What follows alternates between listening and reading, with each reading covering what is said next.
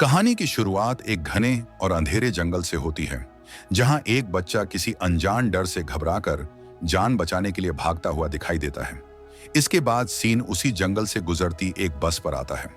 थोड़ी दूर आगे बढ़ते ही सड़क पर गिरे एक बड़े पेड़ की वजह से बस का रास्ता बंद हो जाता है। इसलिए ड्राइवर मजबूरी में बिना खतरे के बारे में सोचे एक दूसरा रास्ता पकड़ लेता है। आगे बढ़ने पर रास्ते के किनारे बिखरे हुए कंकाल और डरावने निशान दिखाई देते हैं, जिससे माहौल और भी भयानक हो जाता है। कुछ दूरी पर पहुंचते ही ऐसा लगता है जैसे सारे पेड़ कट चुके हों, और तभी अचानक बस के चारों ओर घनी धुंध फैलने लगती है, जो धीरे धीरे पूरी बस को घेर लेती है। बस में बैठे बच्चे डर के मारे खिड़कियों से बाहर देखने लगते हैं और ड्राइवर को अचानक बस रोकनी पड़ती है। नीचे उतरकर देखने पर उसे सामने एक मरा हुआ हिरण दिखाई देता है, जिसे वह हटाता है, लेकिन जैसे ही वह पीछे मुड़ता है वह हैरान रह जाता है। घबराया हुआ ड्राइवर जब वापस बस में चढ़ता है तो उसे पता चलता है कि उसके पीछे एक अजनबी आदमी भी बस में आ चुका है, जिसने ड्राइवर को गन पॉइंट पर ले रखा होता है। वह आदमी सभी को बंदूक दिखाकर धमकाता है और अपनी अपनी सीट पर चुपचाप बैठ जाने का आदेश देता है। डर के मारे सारे स्टूडेंट्स उसकी बात मान लेते हैं। उसी दौरान बस में बैठा एक लड़का अचानक याद करता है कि उसने इसी आदमी के बारे में न्यूज में पढ़ा था। यह वही खूंखार सीरियल किलर था जो कुछ दिन पहले ही जेल से फरार हुआ था, और किलर सबको अपने फोन खिड़कियों से बाहर फेंकने को कहता है, और डर के कारण सभी ऐसा ही करते हैं, जिसके बाद ड्राइवर बस आगे बढ़ाता रहता है। इसी दौरान ड्राइवर एक जरूरी साइन बोर्ड को नजरअंदाज कर देता है, जिस पर लिखा होता है कि वे एक खाली पड़े मिलिट्री जोन की ओर बढ़ रहे हैं। ऐसा इलाका जहां सालों पहले रिसर्च हुई थी, लेकिन अब वहां कोई इंसान नहीं रहता। थोड़ी देर बाद बस जलती हुई लाइट्स वाली एक लंबी टनल में प्रवेश करती है, मगर कुछ दूरी तय करते ही अचानक बस रुक जाती है। तब सभी को पता चलता है कि इंजन खराब हो चुका है, लेकिन साइकोपैथ को शक हो जाता है कि ड्राइवर जानबूझकर चालाकी कर रहा है। वह गुस्से में ड्राइवर को गन पॉइंट पर ले लेता है और उसे नीचे उतरकर सबके सामने बस ठीक करने का आदेश देता है। साथ ही धमकी देता है कि अगर उसने जरा सी भी होशियारी दिखाई तो वह एक लड़की को मार देगा। इसी दौरान अचानक टनल की सारी लाइटें बंद हो जाती हैं, जिससे बस में बैठे सभी लोग घबरा जाते हैं। अंधेरे में चारों तरफ से डरावनी और अनजान आवाजें गूंजने लगती हैं। साइकोपैथ ड्राइवर को इशारा करता है कि आगे जाकर देखे कि आखिर वहां क्या है। मजबूर होकर ड्राइवर अपनी टॉर्च लेकर अंधेरे की ओर बढ़ता है, लेकिन जैसे ही वह पास पहुंचता है उसे एहसास होता है कि सामने कोई इंसान नहीं, बल्कि एक बेहद भयानक दिखने वाला मॉन्स्टर खड़ा है। डर के मारे ड्राइवर चीख पड़ता है, मगर इससे पहले कि कोई कुछ समझ पाता, वह मॉन्स्टर ड्राइवर को पकड़कर बेरहमी से मार देता है, और बस के अंदर बैठे सभी लोग ये खौफनाक मंजर अपनी आंखों से देख लेते हैं। घबराया हुआ साइकोपैथ तुरंत उस लड़की को पकड़कर वापस बस के अंदर आ जाता है, जहां स्टूडेंट्स चीखने लगते हैं, लेकिन वह सबको चुप रहने का आदेश देता है ताकि मॉन्स्टर न उन्हें देख पाए और न उनकी आवाज सुन सके। वह जल्दी जल्दी बस स्टार्ट करने की कोशिश करता है, मगर तब पता चलता है कि बस की चाबी गायब है, जो ड्राइवर के पास थी, और अब वह मर चुका है। मजबूरी में वह एक लड़की को ड्राइवर के पास जाकर चाबी लाने के लिए भेजता है। कांपते हुए जब वह लड़की वहां पहुंचती है और ड्राइवर की हालत देखती है तो पूरी तरह टूट जाती है, क्योंकि ड्राइवर मर चुका होता है और उसे इस सच्चाई पर यकीन ही नहीं होता। वह रोने लगती है, लेकिन हालात उसे रुकने नहीं देते। इसलिए वह खुद को संभालते हुए चाबी उठाती है और जल्दी से बस में वापस लौट आती है। बस में लौटने के बाद उस लड़की की हालत बिल्कुल ठीक नहीं होती, और जब बाकी स्टूडेंट्स ड्राइवर के बारे में पूछते हैं तो वह चुपचाप सिर हिला देती है, जिससे सब समझ जाते हैं कि ड्राइवर अब जिंदा नहीं है, और यह सुनते ही बस में उदासी और डर फैल जाता है।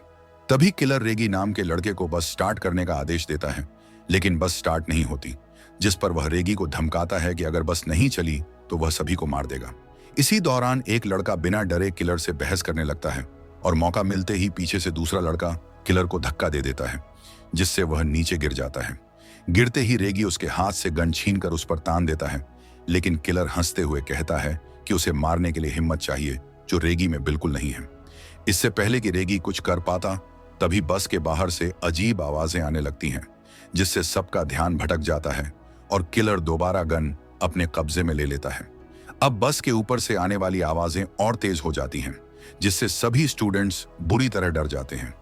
कुछ ही देर बाद किलर बस से उतरकर अंधेरे की ओर चिल्लाते हुए कहता है कि जो भी है बाहर निकलकर उसका सामना करे, लेकिन वह इतना ही बोल पाता है कि अचानक उसकी आवाज थम जाती है।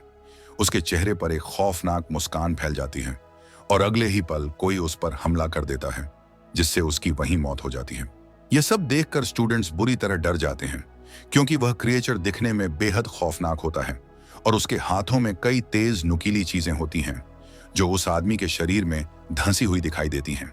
किसी को समझ नहीं आता कि अब क्या किया जाए, इसीलिए अपनी जान बचाने के लिए वे सभी बस के अंदर ही रहने का फैसला करते हैं। लेकिन तभी बाहर से अजीब और गड़गड़ाती आवाजें आने लगती हैं। अचानक तेज झटके के साथ बस का दरवाजा खुलता है और सीटों के ऊपर उन्हें मॉन्स्टर के बड़े बड़े हाथ दिखाई देते हैं। कुछ ही पल में वह क्रिएचर बस के अंदर घुस आता है, जिससे बचने के लिए सभी बच्चे दूसरे दरवाजे की तरफ भागते हैं, मगर वह दरवाजा खुलता नहीं है।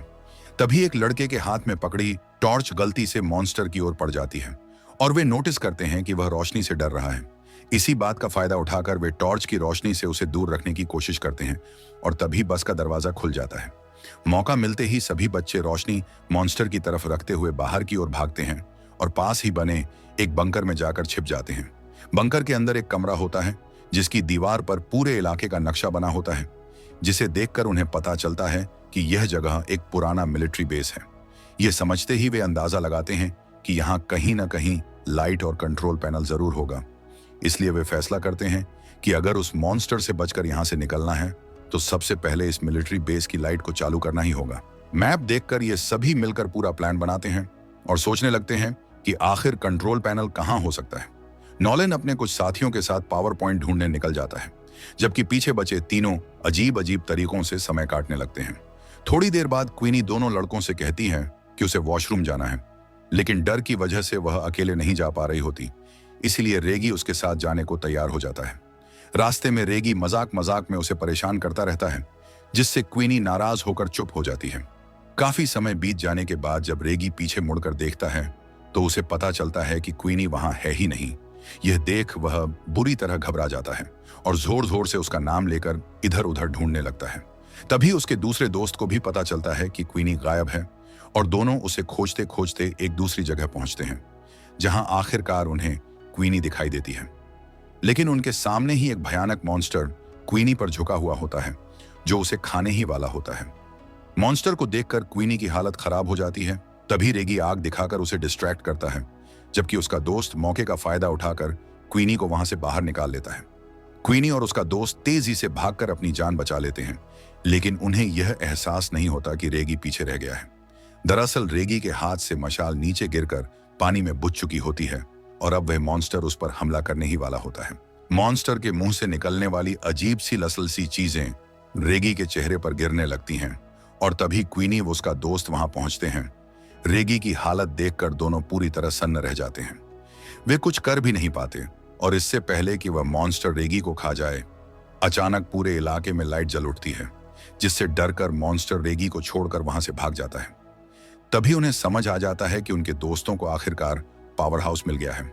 दूसरी तरफ नॉलन और उसके साथी, जिन्होंने बिजली चालू की होती है, पास ही एक कमरा खोजते हैं जहां एक लाश पड़ी होती है और दीवारों पर कई तस्वीरें, ढेर सारे नोट्स मिलते हैं।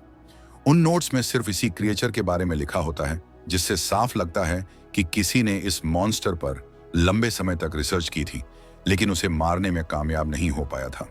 अब उनका एक ही मकसद होता है कि किसी भी तरह जल्द से जल्द इस जगह से निकल जाए।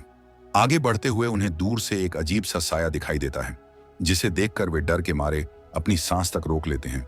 लेकिन पास आने पर पता चलता है कि वह मॉन्स्टर नहीं, बल्कि उनके वही तीन दोस्त हैं, जिन्हें देखकर सब राहत की सांस लेते हुए खुशी से उनके पास पहुंच जाते हैं। मगर यह खुशी ज्यादा देर नहीं टिकती, क्योंकि तभी उनकी नजर क्वीनी की गर्दन पर पड़े एक गहरे और भयानक जख्म पर जाती है, जिससे खून रिस रहा होता है और सब समझ जाते हैं कि क्वीनी अब उस मॉन्स्टर से इन्फेक्टेड हो चुकी है।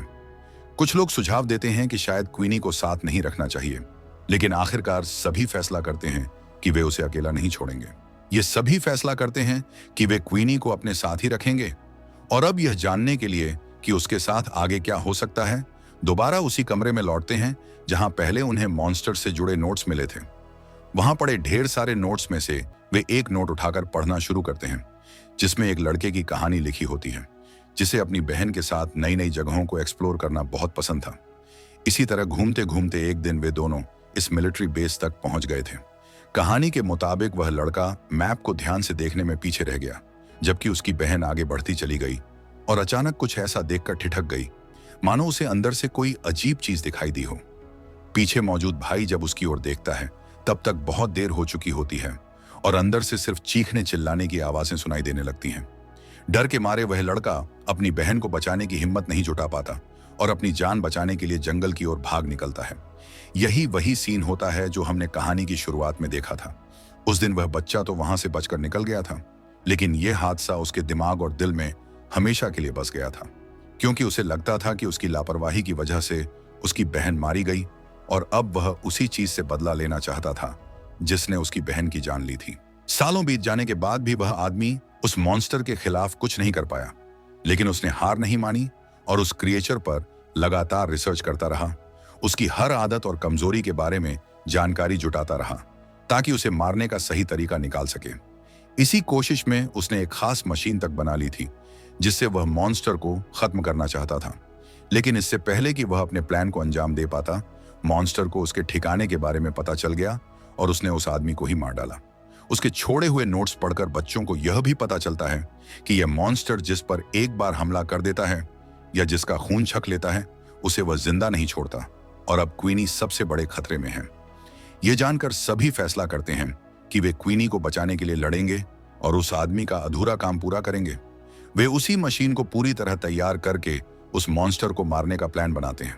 क्वीनी मना करती है और कहती है कि उसकी वजह से कोई भी अपनी जान जोखिम में न डाले, लेकिन उसके दोस्त साफ कह देते हैं कि वे सब साथ मिलकर यहां से जिंदा निकलेंगे। यह कहकर वे एक दूसरे को गले लगाते हैं और फिर मिलकर अपने प्लान पर काम शुरू कर देते हैं। कुछ ही समय में वे उस आदमी की बनाई मशीन को ढूंढ निकालते हैं जो अब सही तरह से काम भी कर रही होती है, जिससे वे खुश हो जाते हैं। लेकिन अभी एक काम बाकी रहता है और वह था मॉन्स्टर को उस मशीन तक लाना। इसके लिए वे एक जाल बिछाते हैं और क्वीनी के खून से भीगे कपड़े एक खाली जगह पर रख देते हैं ताकि उनकी गंध सूंघते हुए वह क्रिएचर वहां तक आ जाए, जबकि थोड़ी दूरी पर क्वीनी को खड़ा किया जाता है ताकि मॉन्स्टर बिल्कुल सही जगह पर आकर लाइट की मदद से मारा जा सके। उनका प्लान काम कर जाता है और मॉन्स्टर ठीक उनके बनाए जाल के सामने आ जाता है। सूंघते हुए वह क्वीनी के खून से भीगे कपड़ों तक पहुंचता है और समझ जाता है कि वही निशाना है। इस बीच नॉलन को ट्रिगर दबाना था, लेकिन बदकिस्मती से वह फंस जाता है। मॉन्स्टर क्वीनी की ओर बढ़ने लगता है और ठीक उसी समय वह उसके पीछे पहुंच चुका होता है। इसी क्षण सभी लोग मशीन चालू कर देते हैं और तेज रोशनी मॉन्स्टर पर पड़ते ही वह क्वीनी को छोड़ देता है। क्वीनी और उसका साथी तेजी से टनल से बाहर भागते हैं, जबकि उनका एक और साथी भागते हुए मॉन्स्टर के पेट में बाको मार देता है, लेकिन मॉन्स्टर पर इसका कोई असर नहीं होता। अब उनके पास बस एक ही रास्ता बचा था, कोई भी तरह से अपनी जान बचाकर वहां से निकलना। सभी हाथों में मशालें लेकर बाहर की ओर दौड़ते हैं, लेकिन मॉन्स्टर उनके पीछे पीछे आता है। दो लड़कियां पहले टनल से बाहर पहुंच जाती हैं और बाहर निकलते ही उन्हें राहत महसूस होती है, लेकिन पीछे देखकर पता चलता है कि उनके दोस्त अभी बाहर नहीं आए थे और अब मॉन्स्टर उनके सामने खड़ा होता है। डर के मारे सभी लोग कांपने लगते हैं, लेकिन मॉन्स्टर बाहर नहीं निकलता क्योंकि बाहर तेज रोशनी थी। तभी उनके तीनों दोस्त पीछे से आते हैं और मॉन्स्टर के पास जाकर उसे आग लगा देते हैं, जिससे वह जलकर मर जाता है और उनका प्लान पूरी तरह सफल हो जाता है। इस तरह उन्होंने उस खौफनाक मॉन्स्टर को समाप्त कर अपनी और आने वाले लोगों की सुरक्षा सुनिश्चित की। अंत में बच्चे अपने ड्राइवर को याद करते हैं, जिसने पहले उनसे पूछा था कि ऐसी कौन सी चीज है जो हर मुसीबत से हमें बाहर निकाल देती है। उस समय उन्हें इसका जवाब नहीं पता था, लेकिन अब वे पूरी तरह समझ गए कि वह चीज है हिम्मत, जो किसी भी इंसान को सबसे बड़ी मुश्किलों से बाहर निकाल सकती है। यही ड्राइवर का सबसे बड़ा सबक था। इसी सीन के साथ इस कहानी का अंत होता है।